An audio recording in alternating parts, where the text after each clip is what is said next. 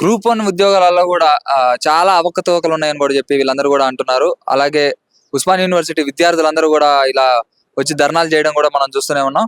అయితే అందులో ఏమి ఇబ్బందులు ఉన్నాయి, తెలుగు మీడియం విద్యార్థులందరికీ కూడా చాలా నష్టం జరిగిందని కూడా అంటున్నారు. మన దగ్గర ఇప్పుడు డాక్టర్ నరసింహ ఉన్నారు, మనం అడిగి తెలుసుకుందాం. అలా నమస్తే. నమస్తే. అసలు ఏం జరిగింది, ఎందుకు ఈ గ్రూప్ వన్ ఫలితాల్లో కూడా అవకతవకలు ఉన్నాయని చెప్తున్నారు? అంటే తెలుగు మీడియం విద్యార్థులందరూ కూడా నష్టపోయారు అంటున్నారు, దానికి మీరు ఎందుకు? అవును, గ్రూప్ వన్ 2024లో కొత్త నోటిఫికేషన్ వచ్చింది. కొత్త నోటిఫికేషన్లో జియో 55 తీసేసి సామాజిక రిజర్వేషన్లు తీసేసి జియో 29 తీసుకొచ్చారు. జియో 29 తీసుకొచ్చినా కూడా కోర్టులలోకి వెళ్తే కోర్టులలో కూడా ఎక్కడ న్యాయం జరగలేదు. తర్వాత మెయిన్స్ ఎగ్జామ్ పెట్టిర్రు. మెయిన్స్ ఎగ్జామ్ కండక్ట్ చేసిన తర్వాత ఈ మధ్యనే మార్చి 10వ తారీఖు నాడు వాళ్ళు తుది ఫలితాలు వెల్లడించడం జరిగింది. కానీ తుది ఫలితాలు చూస్తే 13 సంవత్సరాలు వెయిట్ చేసిన ఈ తెలంగాణ రాష్ట్రంలో 13 సంవత్సరాలు గ్రూప్ వన్ ఆఫీసర్ కావాలని వెయిట్ చేసిన ఈ నిరుద్యోగులందరూ తుది ఫలితాలు చూసేసరికి ఒకరికి 570 వచ్చినాయి, ఒకరికి 350 వచ్చినాయి. ఇంత గ్యాప్ వచ్చేసరికి అసలు ఏం జరిగింది అని చెప్పేసి ఒకటేసారి మేము ఏం అవకతవకలు జరిగినాయి అని చెప్పేసి మేము పరిశీలిస్తే అర్థమైంది ఏంది అని అంటే, తెలుగు మీడియంలో పరీక్ష రాసిన ప్రతి ఒక్కరికి ఎక్కువ ఒక క్వశ్చన్కి 3 మార్కులు 4 మార్కుల కంటే ఎక్కువ వేయాలి. ఎందుకు అట్లా? ఇంగ్లీష్ మీడియం అయితే తెలుగు మీడియం కంటెంట్ అయితే ఒకటే కదా, కంటెంట్ ఉంటే ఎవరైనా మార్కులు వేస్తారు. ఇప్పుడు ఆ కంటెంట్ తెలుగులో ఏం మిస్ అయింది, ఇంగ్లీష్లో ఏముంది? అదే మేము ప్రశ్నిస్తున్నాం. అసలు మీరు ఏ ప్రాతిపదికన ఈ ప్రశ్న పత్రాలు ఎవాల్యుయేషన్ చేసిర్రు? మీకు ఏం బ్లూ ప్రింట్ ప్రకారం చేసిర్రు? యూపీఎస్సీ 10 సంవత్సరాల పేపర్లు మార్కులు అన్ని పరిశీలిస్తే ఎక్కడ చూసినా కూడా నీకు అంత తేడా కనిపించదు. ఒక్కడ 570 మార్కులు టాప్ ఉంటే 350 మార్కులు తెలుగు మీడియం వాళ్ళకు 330 నుంచి 400 మార్కులు మించలేదు. కంటెంట్ సేమ్ కదా. అసలు మీరు ఇంగ్లీష్ మీడియం ప్రాతిపదికన వేసిర్రా, కంటెంట్ ప్రాతిపదికన వేసిర్రా, ఎట్లా మార్కులు వేసిర్రు అనేది మేము ఇప్పుడే దాన్ని తెలుసుకొని మేము అడుగుతా ఉన్నాం టీజీపీఎస్ని. అందుకని ఈ ప్రెస్ మీట్ నిర్వహించడం జరిగింది.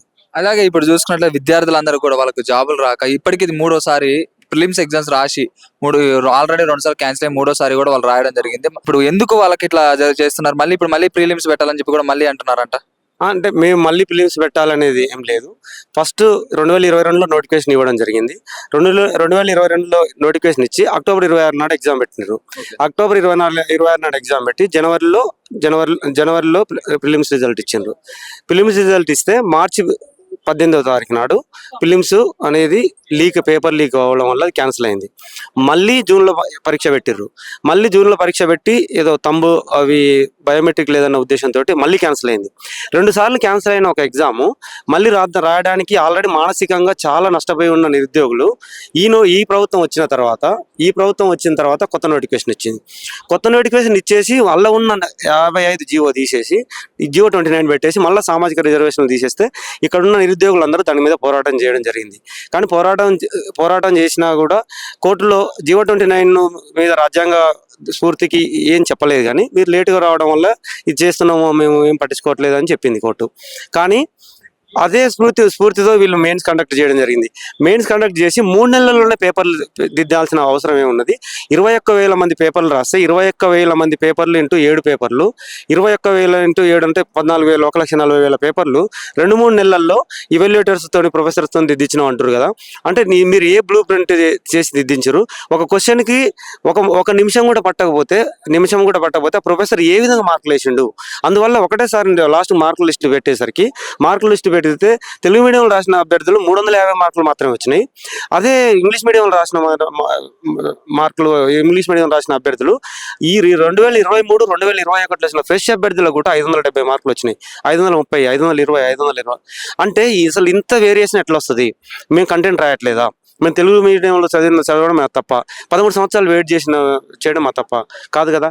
అంటే మేము ఏ ప్రాతిపదికన మార్కులు వేసిందని చెప్పేసి మాకు డౌట్ వచ్చేసి ప్రెస్ మీట్ పెట్టడం జరిగింది ఈరోజు. అంటే ఒకవేళ ఇప్పుడు వాళ్ళందరూ కూడా పట్టించుకోకుండా మళ్ళీ ఇప్పుడు ఎలాంటిది చెయ్యము, ఎలాంటి ఎగ్జామ్స్ మళ్ళీ పెట్టము, మళ్ళీ రీకరెక్షన్ చేయము అని చెప్తే మీ కార్యాచరణ ఏంటి? అంటే ఇప్పుడు రీకౌంటింగ్ అనేది వాళ్ళు ఆప్షన్ ఇచ్చినారు. అసలు రీకౌంటింగ్ వల్ల లాభం ఏంటి? రీకౌంటింగ్ వల్ల లాభం లేదు. ఎందుకంటే ఆల్రెడీ ఒక 3-4 సార్లు ఒక గ్రూప్ 1 అభ్యర్థికి రాసిన మార్కులకు 3-4 సార్లు కౌంటింగ్ చేసి వాళ్ళు ఆల్రెడీ మార్కులు ఇస్తారు. అలా పెద్దగా లాభం ఏం జరగదు. అలా ఇంకా ఫ్రాడ్ జరిగే అవకాశం ఉన్నది కానీ లాభం లేదు. కానీ రీవాల్యుయేషన్ ఎందుకు పెట్టలేదు అంటున్నాం. ఎందుకు అనంటే వాళ్ళు 300 ఇంత మార్కుల వేరియేషన్ ఎక్కడ రాదు. ఎందుకు అనంటే ఇప్పుడు గత 2 నెలల కింద టీఎస్పీఎస్సీ ఏం చేసిందనంటే జేఎల్ ఫలితాలు విడుదల చేసింది. జేఎల్ మ్యాథ్స్ పేపర్లో టాపర్కు 403 మార్కులు వచ్చినాయి. టాపర్కు 403 మార్కులు వచ్చినాయి. అదే సెకండ్ టాపర్కు 303 మార్కులు వచ్చినాయి. 100 మార్కుల వేరియేషన్ ఎట్లా వచ్చిందని వాళ్ళకి డౌట్ వచ్చి, దానికి ఇంటర్వ్యూలు అటువంటివి లేవు. 100 మార్కుల వేరియేషన్ ఎట్లా వచ్చింది అని చెప్పేసి ఆ టాపర్కు విత్తిహేళ్ళలో పెట్టిండ్రు.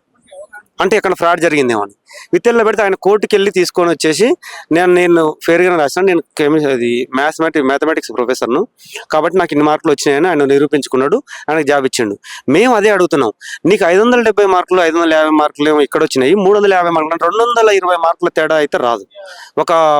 ఒక సీనియర్లు రాసిన తెలుగు అంటే మీడియం ప్రాతిపదికన నువ్వు ఎట్లా వేసినావు కాబట్టి మేము రివాల్యుయేషనే పెట్టాలి. రివాల్యుయేషన్ పెట్టకపోతే మేము ఖచ్చితంగా కోర్టును ఆశ్రయిస్తాం. నిరుద్యోగులందరూ ఏకమై మళ్ళీ మేము పోరాటం చేస్తాం అనుకున్నాం. థ్యాంక్ యూ అన్న. షేర్ చేయండి, లైక్ చేయండి, సబ్స్క్రైబ్ చేయండి. మరిన్ని వీడియోల కోసం బెల్ సింబల్ పై క్లిక్ చేయండి.